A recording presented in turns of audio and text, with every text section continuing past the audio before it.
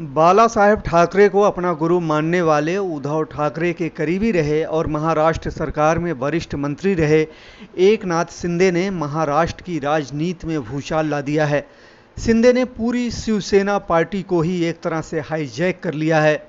शिंदे ने उद्धव ठाकरे को खुली चुनौती दे दी है कि असली शिवसैनिक उनके साथ हैं और वे ही शिवसेना के असली नेता हैं। गुजरात के शहर सूरत से लेकर असम के शहर गुवाहाटी से एकनाथ शिंदे ने जो तस्वीरें महाराष्ट्र और देश को दिखाई हैं, उससे साफ दिखता है कि शिवसेना पर से उद्धव ठाकरे का नियंत्रण खत्म हो चुका है और गेंद पूरी तरह से एकनाथ शिंदे के हाथ में आ चुकी है। एकनाथ शिंदे जो 58 साल के हैं का राजनीतिक सफर चुनौतियों भरा रहा है। उन्होंने ठाणे में एक ऑटो चालक के रूप में काम किया। एकनाथ शिंदे का परिवार मूल रूप से महाराष्ट्र के सतारा जिले का रहने वाला है और 70 के दशक में मुंबई से सटे ठाणे आ गया था। उस वक्त शिंदे की उम्र 10 साल थी। वह पार्टी के लिए एक श्रमिक संघ शुरू करने के बाद ऊपर बढ़ते चले गए। 1997 में शिंदे को शिवसेना ने ठाणे नगर निगम चुनाव में पार्षद का टिकट दिया, जिसमें उन्होंने भारी मतों से जीत हासिल की।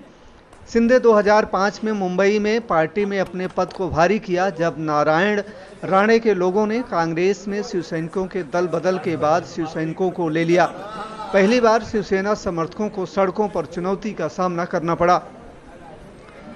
शिवसेना ने शिंदे पर भरोसा किया। शिंदे पर शिवसेना की निर्भरता तब बढ़ गई जब शिवसेना के संस्थापक बाल ठाकरे के भतीजे राज ने पार्टी छोड़ दी और 2006 में महाराष्ट्र नवनिर्माण सेना का गठन कर लिया।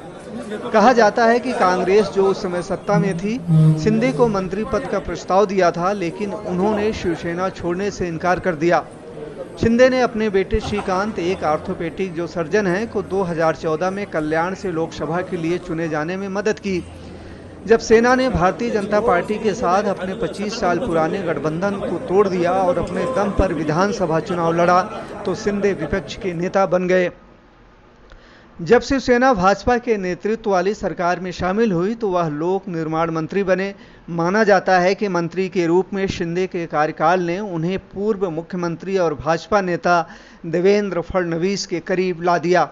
जब महाराष्ट्र में एनडीए सरकार बनी, सत्ता में आई, तो शिंदे ने कुछ विधायकों को लाने में महत्वपूर्ण भूमिका निभाई।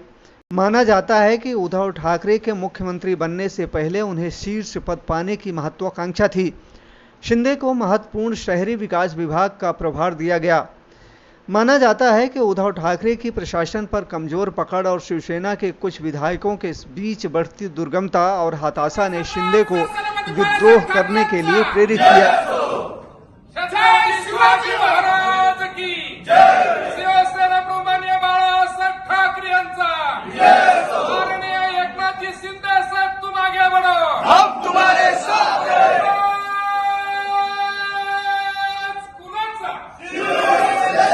बताया जाता है कि शिंदे ने भाजपा नेताओं से मिलने के लिए महाराष्ट्र के बाहर कई यात्राएं की और कहा कि उन्हें खेती के लिए अपने पैतृक गांव में रहने की जरूरत है।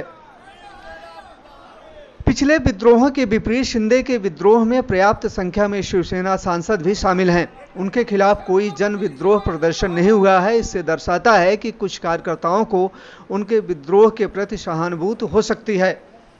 हालांकि 2019 चुनाव के वक्त चुनाव आयोग को दिए गए हलफनामों के अनुसार एकनाथ शिंदे पर 18 मुकदमे दर्ज हैं, हालांकि किसी भी केस में अभी दोषी नहीं पाए गए हैं।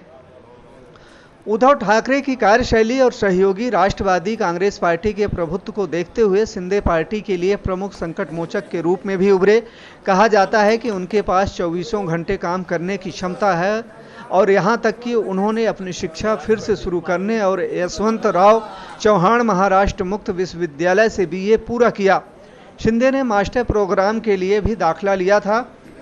कोविड-19 महामारी के दौरान शिंदे सड़कों पर थे, चिकित्सा सहायता की व्यवस्था कर रहे थे और अस्पतालों का दौरा कर रहे थे। शिवसेना चिकित्सा सहायता इकाई की उनकी टीम ने भी कोविड रोगियों को अस्पताल के बिस्तर और ऑक्सीजन सहायता प्राप्त करने में मदद की। ऐसी खबरें हैं कि शिंदे अपने प्रभाव को कम करने और अपने विभागों में दखल देने के प्रयासों से नाराज थे। सच दिखाते हैं।